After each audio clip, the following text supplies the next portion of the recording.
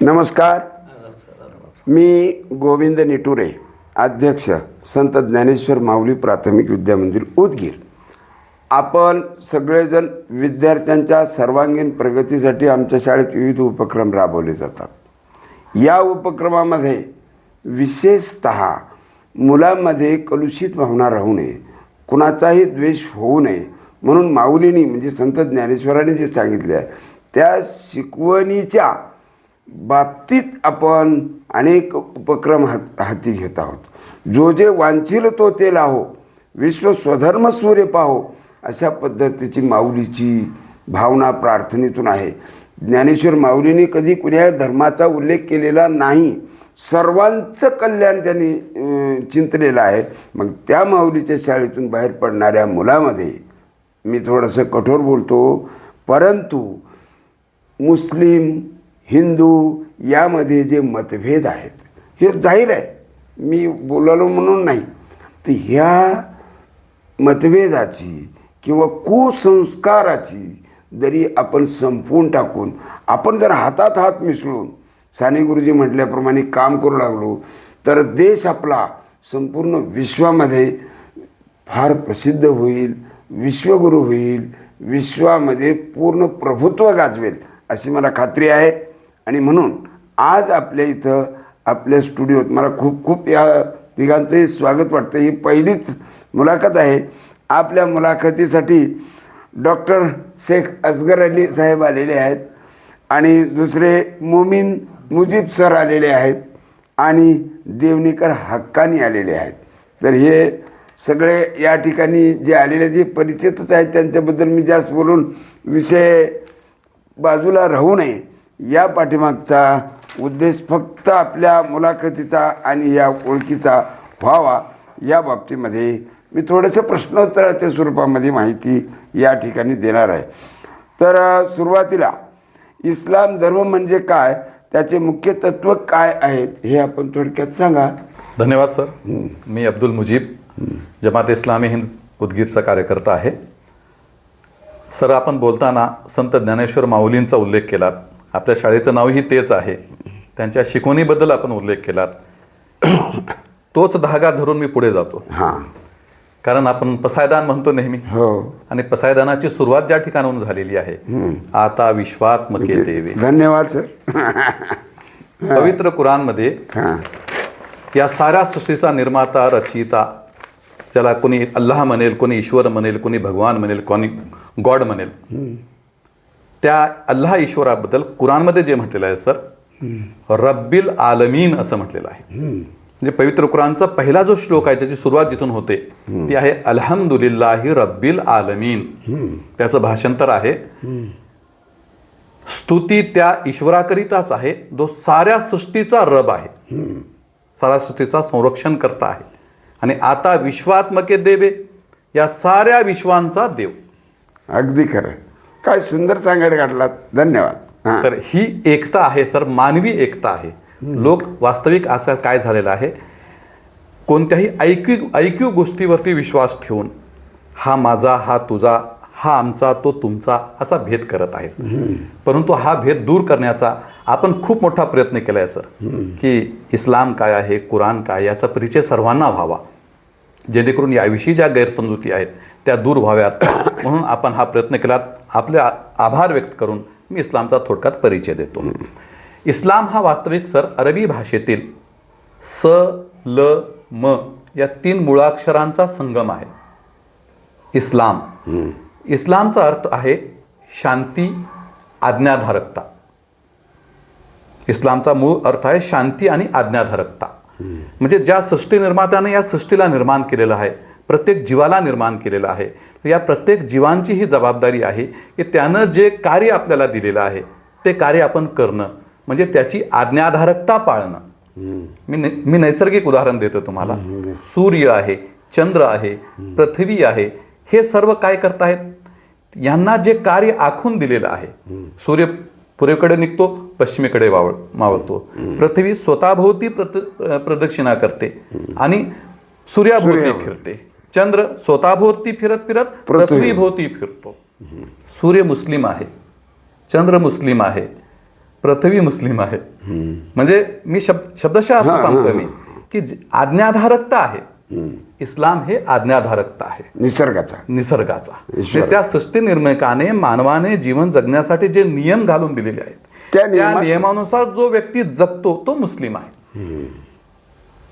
इस्लाम आणि मुस्लिम हा त्याचा थोडक्यात परिचय त्या शब्दावरून मी सांगतो. आता इस्लाम ही एक जीवन व्यवस्था आहे. मानवानं जीवन कसं जगलं पाहिजे, त्याचं वैयक्तिक जीवन, सामूहिक जीवन, राजकीय, सामाजिक, आर्थिक या जीवनाच्या प्रत्येक क्षेत्रामध्ये मानवानं कसं जगलं पाहिजे, स्वतःच्या मर्जीनुसार नाही तर ज्यानं आम्हाला निर्माण केलेलं आहे त्याच्या मर्जीनुसार जगणं म्हणजे इस्लाम आहे. ही जीवन व्यवस्था आहे. मानवानं या जगात कशासाठी आलेला आहे त्याच्या जीवनाचा उद्देश कुराण स्पष्ट करतं. बरं, हे जीवन इतकंच नाही त्याचं मानवाचं की आता आपण थोड्या वेळापूर्वी बोलताना सांगितलं की 60-70-100 वर्षे आपण जगू, नंतर पुढे काय. कुराण सांगतं, इस्लाम सांगतं की या मृत्यू पश्चातही जीवन आहे जे निरंतर आहे. आता हे जे जीवन आम्ही जगत आहोत हे लिमिटेड जीवन आहे आपलं. हे जीवन आम्हाला परीक्षेसाठी दिलेलं आहे. हा परीक्षा काळ आहे. बघा, विद्यार्थी जेव्हा परीक्षेत लिहित बसतो तेव्हा त्यासाठी वेळ इतका महत्त्वाचा असतो की तो 1 मिनिट सुद्धा वाया घालत नाही. त्याचप्रमाणे हे जीवन जगत असताना वायफळ वेळ आपलं वाया घालू नये. तर जीवनाचा उद्देश समजून लोककल्याणासाठी, लोकांच्या भल्यासाठी आपण जीवन जगलं पाहिजे आणि त्या ईश्वराला, अल्लाहला प्रसन्न करण्यासाठी आपण जीवन जगलं पाहिजे. हा इस्लामचा उद्देश आहे. अल्लाह म्हणजे काय? माशाअल्लाह, चांगला प्रश्न विचारला. आता अल्लाह हा शब्द ऐकल्यानंतर सहसा सर्वधर्मीय बांधवांमध्ये त्यांना असं म्हणतं, अरे अल्लाह मुसलमानांचा देव. परंतु अल्लाह हा मूळ शब्द अरबी भाषेतील शब्द आहे. अल इलाह यापासून अल्लाह शब्द बनलेला आहे. इलाह हा मूळ शब्द आहे. इलाह या शब्दाचा अर्थ होतो पूजनीय किंवा ज्याची पूजा केली जावी, ज्याची उपासना केली जावी. इलाह म्हणजे अल हे जसं इंग्रजीमध्ये आपण द आर्टिकल वापरतो, THE दी आर्टिकल वापरतो, तसं अरबी भाषेमध्ये अल हे आर्टिकल वापरतात. तर अल इलाह या 2 शब्दापासून बनलेला आहे अल्लाह. म्हणजे हा मुस्लिमांसाठी म्हणून नाही तर पृथ्वी तलावर जितके जीव आहेत त्या सर्वांचा तो निर्माता आहे, रचिता आहे, शासक आहे. तुम्ही त्याला महादेव म्हणा किंवा आणखी कोणतं नाव द्या, पण तो एक आहे. तर अल्लाह म्हणजे पूजनीय किंवा उपास्य. बरं, आणखी एक सांगू इच्छितो सर. सांगा ना सर. आणखी एक सांगू. अल्लाह हा जो शब्द आहे याचं एक वैशिष्ट्य हे सुद्धा आहे सर की याचं वचन बदलत नाही, याचं लिंग बदलत नाही. हा असाच असतो. जसं ईश्वर शब्द आहे, ईश्वरीय बदल होतो त्यामध्ये. देव, देवी, देवता हा बदल होतो. परंतु अल्लाह या शब्दाचं वैशिष्ट्य आहे याचं लिंगही बदलत नाही आणि वचनही बदलत नाही. मुस्लिम धर्माचे 5 स्तंभ जे मी जाणून घेण्यास उत्सुक आहे. तर हक्कानी सर आपण सांगितलं, म्हणजे तुमच्यासाठी हा प्रश्न आहे. हो. इस्लाम धर्माचे 5 स्तंभ आहेत. ज्या प्रकारे एक इमारत असते त्याला 4 खांब असतात आणि त्याच्यावर ती इमारत थांबलेली असते, त्याचप्रमाणे इस्लाम धर्माचे 5 स्तंभ आहेत. त्याच्यातला पहिला जो स्तंभ आहे त्याला ईमान असं म्हणतात. ईमान या शब्दाचं जर आपण अर्थ मराठी भाषेत त्याला आपण श्रद्धा म्हणतो आपण. त्याच्यानंतर दुसरा जो स्तंभ आहे नमाज. दिवसातून 5 वेळेस नमाज पढ़णं प्रत्येक मुस्लिमाचं कर्तव्य आहे. नमाज ही एक उपासना आहे आणि ही शारीरिक उपासना आहे. हे दुसरा स्तंभ आहे. तिसरा जो स्तंभ आहे त्याला जकात म्हणतात. जकात म्हणजे जे श्रीमंत माणसं आहेत त्यांना हा आदेश आहे की आपल्या मिळकतीतून 2.5% भाग, 2.5% पैसा गोरगरिबांना दान म्हणून द्यावे वर्षातून एकदा. आणि तो दान उपकार म्हणून नव्हे, आपलं कर्तव्य आहे. आणि मोहम्मद सल्लल्लाहु अलैहि वसल्लम यांनी सांगितले की जर तुम्ही उजव्या हाताने दान कराल तर तुमच्या डाव्या हाताला कळू देऊ नका. म्हणजे एकतर त्याच्यात दाखवायचं नाही आणि उपकार म्हणून नव्हे तर आपलं कर्तव्य म्हणून. तर ही झाली तिसरी गोष्ट जकात. आणि त्याच्यानंतर आहे रोजा, त्याला आपण उपवास म्हणतो. हे वर्षातून 1 महिना उपवास ठेवणं आवश्यक आहे, कंपल्सरी आहे. आणि 5वा जो स्तंभ आहे तो हज आहे. हज हे जीवनातून एकदा जे श्रीमंत लोक आहेत, ज्यांच्याजवळ पैसा आहे आणि जे प्रवास करू शकतात, मक्का आणि मदिना या शहराला जाऊन येणं, ते त्या तीर्थ ज्या गोष्टी आहेत त्याला जाऊन येणं, याला हज असे म्हणतात. तर अशा प्रकारे हे 5 आधारस्तंभ आहेत. वा, खूप छान संकल्पना मांडलेली आहे आपण. आणि जो काही हा 5 स्तंभाचा आधार आहे तो सर्वांनाच उपयुक्त आहे. हो ना. आणि सरांनी सुरुवातीलाच सांगितलं की इस्लाम म्हणजे एक व्यक्ती नाही, म्हणजे एक धर्म नाही, सगळ्यांसाठी ते आहे. तर मला नमाजाची जी काही प्रार्थना असते ती कशी केली जाते याबाबत सांगा थोडक्यात. नमाज ज्याप्रमाणे मी सांगितलं की हे फर्ज आहे किंवा अनिवार्य आहे. दिवसातून 5 वेळेस ही नमाज पडली जाते. त्याच्या वेळा ठरलेल्या आहेत. ज्या प्रकारे पहाटे सूर्योदय झाल्याच्या अगोदर एक नमाज असते, त्याला फजरची नमाज म्हणतात. दुपारच्या वेळेस जोहरची नमाज म्हणतात. 5 वाजता असरची नमाज, सूर्य मावळल्यानंतर मगरिबची नमाज आणि झोपताना इशाची नमाज. या नमाजचा उद्देश हा आहे की माणसाच्या मनामध्ये आपल्या पालनकर्त्याचं आठवण राहावी, की आपला एक पालनकर्ता आहे, आपला एक निर्माता आहे, त्याची आठवण राहावी म्हणून त्याला दिवसातून 5 वेळेस नमाज आवश्यक केली गेली आहे. आणि जास्तीत जास्त 15 ते 20 मिनिट एका नमाजला लागतात, जास्त वेळ लागत नाही. ही शारीरिक उपासनाही आहे. आणि मुख्य म्हणजे त्याच्या मनामध्ये आपल्या पालनकर्त्याचं भय आणि आपला पालनकर्ता कोणी मला पाहो की न पाहो, पण माझा ईश्वर अल्लाह मला पाहत आहे, ही भावना निर्माण होण्यासाठी आणि त्याच्या मनामध्ये उपासना आणि आपल्या पालनकर्त्याबद्दलची आठवण राहावी यासाठी ही 5 वेळेसची नमाज पडली जाते. आणि हे एक आध्यात्मिक उपासना सुद्धा आहे. हां, मला एक सांगायला म्हणजे छान वाटतं की मी स्वतःही रोजा पकडलेला आहे. हो ना. तर रोजा उपवासाचं महत्त्व काय आहे तुम्ही सांगा. हो, रोजा जो 1 महिन्यासाठी अनिवार्य आहे, याचा मुख्य उद्देश कुराणमध्ये असं सांगितलं आहे की तुमच्यामध्ये सदाचार निर्माण व्हावा. मुख्य उद्देश आहे की माणूस सदाचारी बनावा, संयमी बनावा, तो वाईट कर्मापासून थांबावं. कारण सकाळपासून संध्याकाळपर्यंत माणूस काहीच खात नाही, काहीच पित नाही. जरी तो एकटा एका खोलीमध्ये आहे, त्या खोलीमध्ये थंडगार पाणी आहे, नाही घेणार, त्या खोलीमध्ये अन्न आहे, पंचपक्वान आहे, पण तो एक कण आपल्या तोंडात घालत नाही, एक पाण्याचं थेंब आपल्या तोंडात घालू शकत नाही, माझ्या अनुभवाने. हो. तर त्याचा हाच उद्देश आहे की माझा पालनकर्ता, माझा निर्माता मला पाहत आहे. तर त्याच्या मनामध्ये ही श्रद्धा निर्माण झाली पाहिजे की प्रत्येक वाईट कर्मापासून आपण थांबावं. मला कोणी पाहो की न पाहो, मला पोलीस पाहो की न पाहो, पण माझा पालनकर्ता मला पाहत आहे. मला कोर्ट पाहो की न पाहो, पण माझा पालनकर्ता मला पाहत आहे. मी वाईट कर्मापासून थांबेन आणि चांगलेच कर्म करेन. तर अशा प्रकारे एक प्रशिक्षण आहे. आणि ज्या प्रकारे 1 महिना रमजानचा असतो, त्या 1 महिन्यामध्ये सदाचारी बनणे म्हणजे पुढचे 11 महिने ही असेच आचरण करावे, हा त्याच्या मागचा उद्देश आहे. वा. तर आता आपल्याकडे येतो. मला विशेष आनंद होतो की आमचे डॉक्टर शेख असगर आपल्या शाळेमध्ये आलेले आहेत. आमची फार जुनी मैत्री आहे.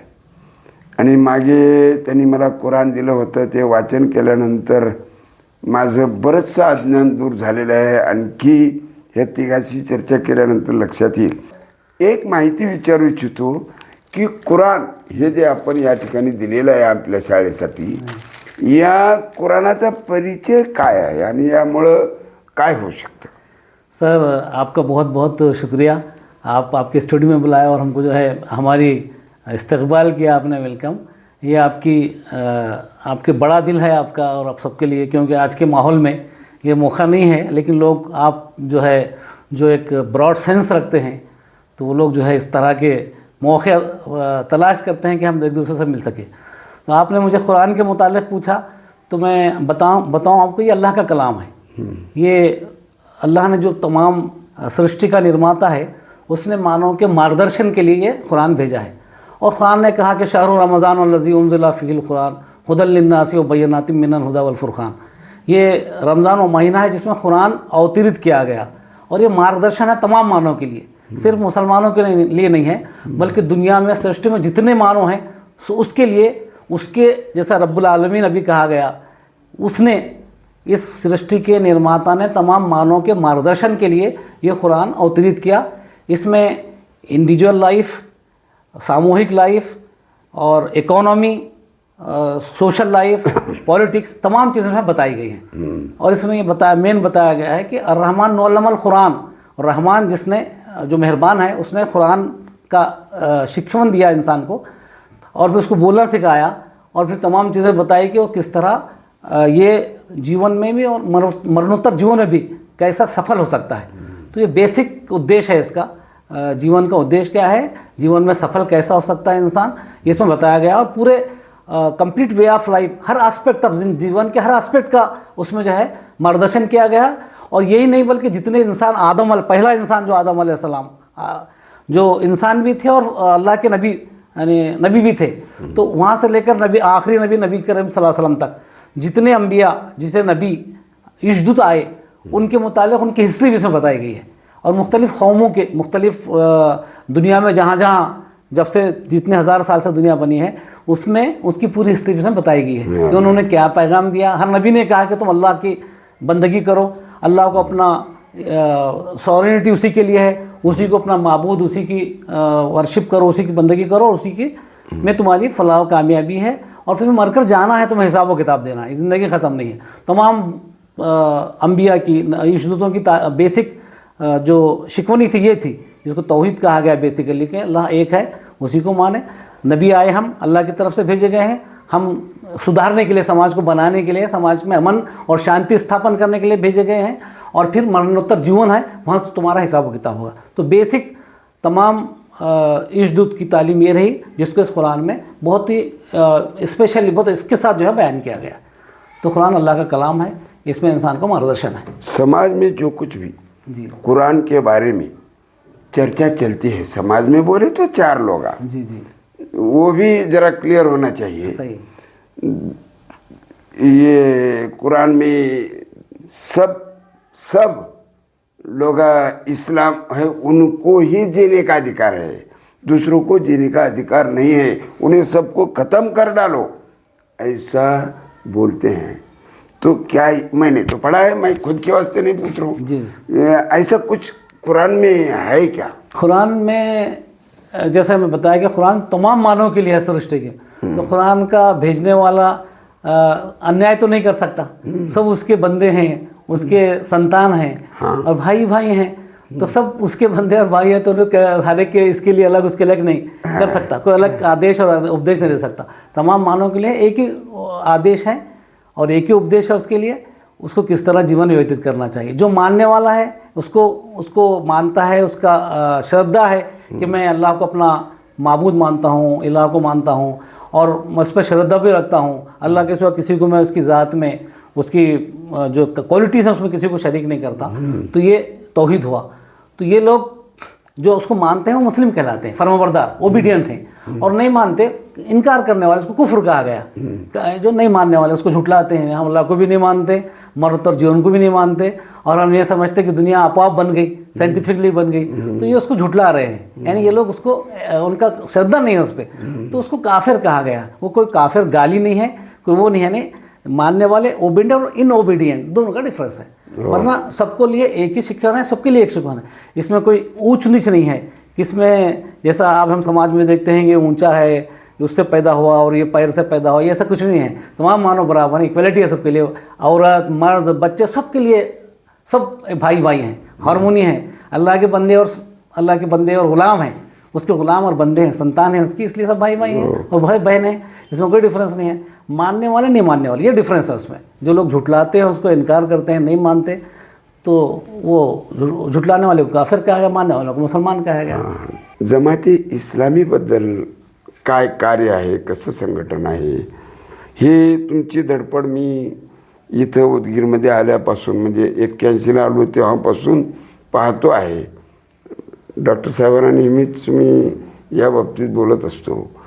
तर ही जमाते इस्लामी संघटना काय आहे आणि ते कार्य काय आहे?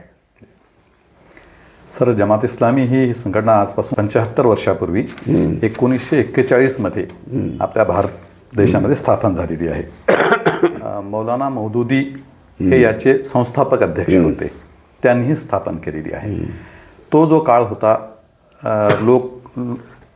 लोकांमध्ये इस्लामविषयी माहिती व्हावी, इस्लाम काय हे लोकांना कळावे, लोकांना आपल्या जीवनाचा उद्देश कळावा, कशासाठी आम्ही या जगात आलो आहोत हा परिचय सर्व जनतेला व्हावा, यासाठी त्यांनी ही संघटना स्थापन केली होती. आणि ही संघटना जे कार्य करते, मी काही महत्त्वाचे कार्य आपणासमोर ठेवू इच्छितो. उपक्रम कोणते आहेत? उपक्रम जे सहसा जमात इस्लामी राबवते. जमात इस्लामी ही अशी एकमेव संघटना आहे जी जात, धर्म, पंथ असा भेदभाव न करता सर्व मानवांसाठी ही संघटना कार्य करते. जसं की आता एक उदाहरण मी सांगू इच्छितो. जसं आपणासमोर आहे पवित्र कुराण आहे. हा मूळ पवित्र कुराण हा अरबी भाषेमध्ये आहे, परंतु आता आपल्या ठिकाणी समोर हा मराठी आहे. बरोबर. जमात इस्लामीने भारतातील जवळपास 19 भाषांमध्ये त्याचं भाषांतर केलेलं आहे, जेणेकरून हा कुराण काय आहे याचा संदेश सर्व भाषिक लोकांना कळावा, मग सर्व भाषेमध्ये याचं भाषांतर केलं आहे. तर एक ऐतिहासिक उदाहरण सुद्धा मी या ठिकाणी आपणास देऊ इच्छितो की आपल्या महाराष्ट्रामध्ये मराठीमध्ये सर्वात प्रथम कुराण जो भाषांतरित झाला हे कोण केला आपल्या जनतेला माहीत नाही. मी ही बाब अभिमानाने सांगू इच्छितो. छत्रपती शाहू महाराजांनी आपल्या काळामध्ये 25,000 रुपये त्या काळात त्यांनी देऊन केले भाषांतर करण्यासाठी, की हा संदेश लोकांना कळला पाहिजे. तर ही मराठीमध्ये जे कुराण आलेली याचं योगदान छत्रपती शाहू महाराजांना जातं. वा. जमात इस्लामीने नंतर बनवलंय, परंतु मूळ छत्रपती शाहू महाराजांनी याचं भाषांतर केलं. हे मला माहित नव्हतं. यानंतर आम्ही अनेक उपक्रम राबवतो, म्हणजे मुस्लिम समाजात सुद्धा राबवतो आणि अमुस्लिम समाजात सुद्धा राबवतो.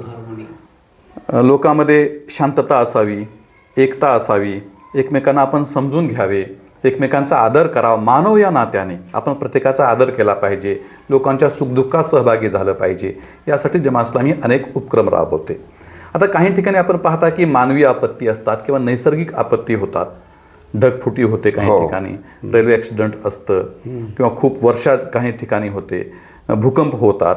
अशा प्रसंगी जमात इस्लामी आमची टीम आहे वेगळी त्यासाठी, डिझास्टर मध्ये काम करणारी. ही टीम त्या ठिकाणी पोहोचते, आपत्कालीन मदत ज्याला आपण म्हणतो, आणि त्या ठिकाणी धर्म, जात हा भेदभाव न करता मानव या नात्याने आम्ही त्या ठिकाणी सहकार्य करत असतो. हे कार्य आमचं आहे.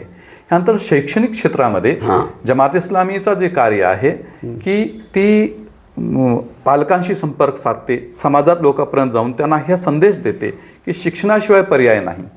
सर, तुम्हाला आश्चर्य वाटेल, पवित्र कुराणचा या ठिकाणी वारंवार उल्लेख होत आहे. या कुराणची सुरुवात जिथून झालेली आहे, पहिला शब्द या कुराणचा जो आहे सुरुवात जिथून झालेली आहे तो आहे इकरा. इकरा बिस्मी रब्बिकल लजी खलक. इकरा या शब्दाचा अर्थ होतोय वाचा, वाचन करा. आपल्याकडे मराठीमध्ये म्हणा बघा, वाचाल तर वाचाल. बरोबर आहे. कुराणची सुरुवात झालेली वाचा या शब्दापासून आहे. अच्छा अच्छा. तर शिक्षणाचं फार महत्व आहे. तर जमात इस्लामी या धाग्याला धरून शैक्षणिक क्षेत्रात भरीव कामगिरी करत. आता वेगवेगळे उपक्रम सांगण्याऐवजी मी फक्त एक उदाहरण तुम्हाला देतो. औरंगाबादचं आझाद कॉलेज आहे. ते आझाद कॉलेजमध्ये एक प्राध्यापक आहेत, DMK या नावानं ते ओळखले जातात. त्यांची जी PhD आहे ती PhD आहे जमात इस्लामीच्या शैक्षणिक सेवा या विषयावरती त्यांनी PhD केलेली आहे. यावरून आपण अंदाज लावू शकतो की जमात इस्लामी शैक्षणिक क्षेत्रात भरीव कामगिरी केलेली आहे. विद्यार्थ्यांना शिष्यवृत्ती देणं, त्यांना सहकार्य करणं, अशा क्षेत्राची जमात इस्लामी कार्य करते. याशिवाय आरोग्य क्षेत्रामध्ये जमात इस्लामीने हॉस्पिटल उभारलेले आहेत. मोठमोठ्या शहरामध्ये जमात इस्लामी ज्या ठिकाणी खूप मोठे स्ट्रॉंग आहेत, त्याची संख्या चांगली आहे, त्या ठिकाणी त्यांनी असे मल्टी स्पेशालिटी किंवा छोटे छोटे हॉस्पिटल चालून लोकांची सेवा सुद्धा जमात इस्लामी करते. फक्त मुस्लिम समाजाचं नाही, सर्वांकरिता Clear व्हावं म्हणून अगदी बोलावलं. बरोबर, अगदी बरोबर, सर्वांकरिता ही सेवा आहे. आणखी एक सर महत्त्वाचं सांगतो मी तुम्हाला की आज जे जगामध्ये आर्थिक या ज्या घडामोडी चालत आहेत आणि यामागे याचं मुख्य कारण हा व्याज आहे सर. व्याजावर आधारित व्यवस्था या ठिकाणी आज जगामध्ये चालू आहे. बँका सुद्धा हो, याचा परिणाम असा आपण पाहतो की श्रीमंत हे श्रीमंतच होत चाललेले आहेत आणि गरीब गरीब होत चाललेला आहे. याचं मूळ कारण हे व्याजावर आधारित अर्थव्यवस्था आहे. इस्लामने सर सरसकट व्याजाला नकारलेलं आहे.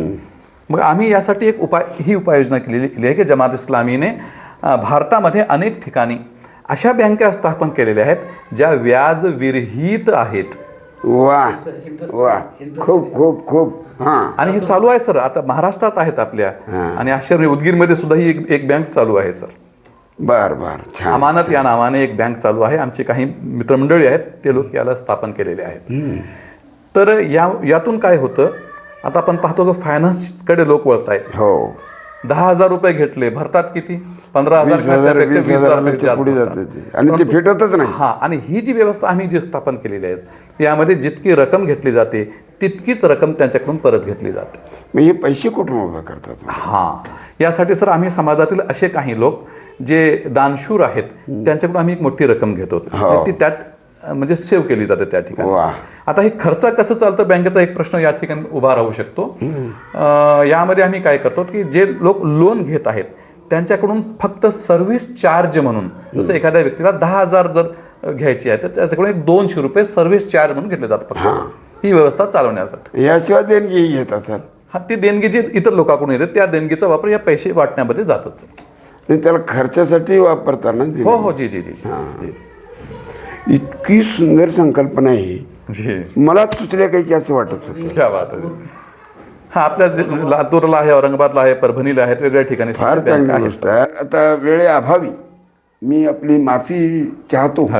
आणि हे पुस्तकांचा एक एक परिचय आपण थोडंसं दिला ओके. तर आणखी आमच्या सगळ्या श्रोत्यांना, प्रेक्षकांना, पालकांना, विद्यार्थ्यांना उपयुक्त आहे. एक एक पुस्तक घ्या, थोडक्यात 1-2 वाक्यात. हा कुराण ईश्वरीय ग्रंथ मानला गेलेला आहे कारण यामध्ये सर्व मानवांना उद्देशून बोललं गेलं आहे. कुराण जेव्हा मी वाचन करत असतो त्यामध्ये वारंवार काही शब्द आलेले आहेत. या अय्युहन्नास, ज्याचं भाषांतर होतंय लोकांनो. सकल मानव जातीला कुराण उद्देशून बोलतोय. यात भेदाभेद नाही आहे. मानवाच्या जीवनाचा उद्देश काय, तो या जगात कशासाठी आलेला आहे, मृत्यू काय आहे आणि मृत्यू पश्चात काय, याचं सारं वर्णन या कुराणमध्ये भेटतं. हा ईश्वरी ग्रंथ आहे, सुरक्षित ईश्वरी ग्रंथ आहे, पूर्णपणे मुखपाठ केला जाणारा हा ईश्वरी ग्रंथ आहे आणि जिवंत भाषेतील जिवंत हा ग्रंथ आहे. याची काही वैशिष्ट्ये आहेत परंतु वेळेच्या कमतरतेअभावी मी विश्लेषण न करता फक्त मुद्दे आपणासमोर ठेवतो मी. तर आपण उदगीर शहरातील सर्वधर्मी बांधवांनी आवर्जून याचं वाचन करावं मी असं आवाहन करतो. ही दुसरी पुस्तिका आहे, पैगंबर मोहम्मद सल्लल्लाहु अलैहि वसल्लम यांच्या जीवनावरती आधारित आहे. ही साने गुरुजींनी लिहिलेली पुस्तिका आहे. जसं मी सांगितलं सर, मराठीमध्ये पहिलं कुराण शाहू महाराजांनी केलं. हे सुद्धा मी या ठिकाणी आनंदाने सांगू इच्छितो की मराठीमध्ये पैगंबर चरित्रावरती पहिलं पुस्तक साने गुरुजींनी लिहिलेलं आहे, इस्लामी संस्कृतीने या नावानं. माझे एक मित्र तहसीलदार आहेत सर, देवनीकर रेणुकादास, सध्या ते अर्धापूरला आहेत. त्यांनी हे पुस्तक वाचल्यानंतर त्यांनी म्हटलं मधाळ भाषा आहे, अतिशय सुंदर. असं वाटतं हे पुस्तक हातात घेतल्यानंतर की वाचनानंतरच खाली ठेवावं. साने गुरुजींनी पैगंबरांच्या जीवनाचा पूर्ण इतिहास, त्यांचं कार्य, त्यांच्या मृत्यूपर्यंतच्या साऱ्या घटका या त्यांनी वर्णन केलेले आहेत. तिसरं पुस्तक हे माझ्या हातामध्ये जे आहे हे खूप चांगलं, आजच्या काळानुसार खूप महत्त्वाचं पुस्तक आहे. याचे लेखक आहेत स्वामी लक्ष्मी शंकराचार्य. तसंच शंकराचार्यांनी एक पुस्तक लिहिलं होतं अगोदर. त्या पुस्तकाचं नाव होतं the history of Islamic terrorism, इस्लामी आतंकवादाचा इतिहास. परंतु कालांतराने शंकराचार्य यांच्या हाती कुराण पडलं. म्हणजे त्यांना काही लोकांनी भेटले, कुराण दिलं. कुराण त्यांच्या वाचनात आली आणि कुराण वाचल्यानंतर त्यांना कळालं की आतंकवादाचा आणि कुराणचा काहीच संबंध नाही. मग त्यांनी कुराणचा अभ्यास केल्यानंतर हे पुस्तक लिहिलं, the history of Islamic terrorism. हे सुरुवातीला लिहिलेलं होतं. नंतर त्यांनी हे पुस्तक लिहिलं, इस्लाम आतंक नव्हे आदर्श. आणि या पुस्तकात स्वामी लक्ष्मी शंकराचार्य असे म्हणतात की मी अगोदर जे पुस्तक लिहिलं आहे कृपया त्याला रद्दबातल समजावे आणि हे सत्य आहे आणि आपण याला जाणून घ्यावे.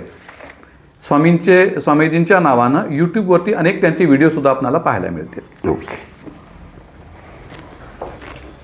तिसरं पुस्तक या ठिकाणी आहे पवित्र कुराण ज्ञानाचा मूळ स्रोत. दत्तप्रसन्न साठे हे पुण्याचे रहिवासी होते. यांनी हे पुस्तक लिहिलं आहे.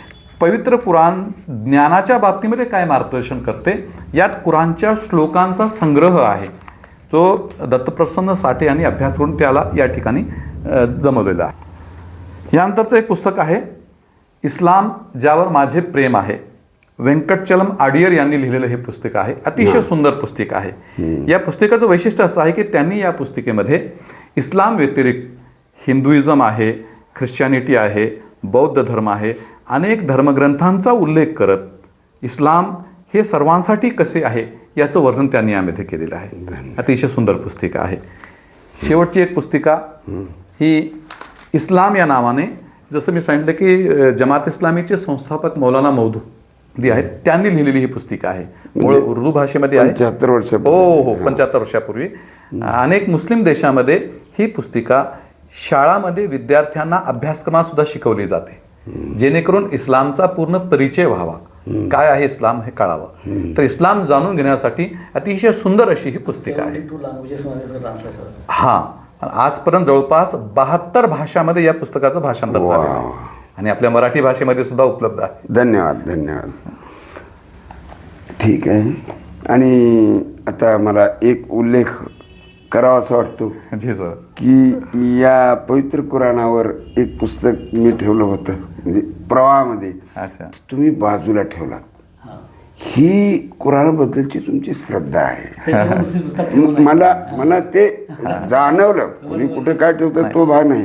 जसं आम्ही ज्ञानेश्वरी जपून व्यवस्थित ठेवतो, पवित्र भाव आहे, तर तोच पवित्र भाव तुमचा आहे. सर तो मुख्य फरक यातील जो आहे ना, जो तुम्ही म्हटलात ना, हे जितकी पुस्तकं आहेत हे सर्व मानव लिखित आहेत हा, आणि हे ईश्वरीय ग्रंथ. बरोबर आहे, हा बरोबर. फरक मुख्यतः. आणि म्हणूनच हे कुराण दिसल्याबरोबर जी जी, मी कपडा टाकला. माझ्याकडे काही नव्हतं, घाईमध्ये आलो होतो.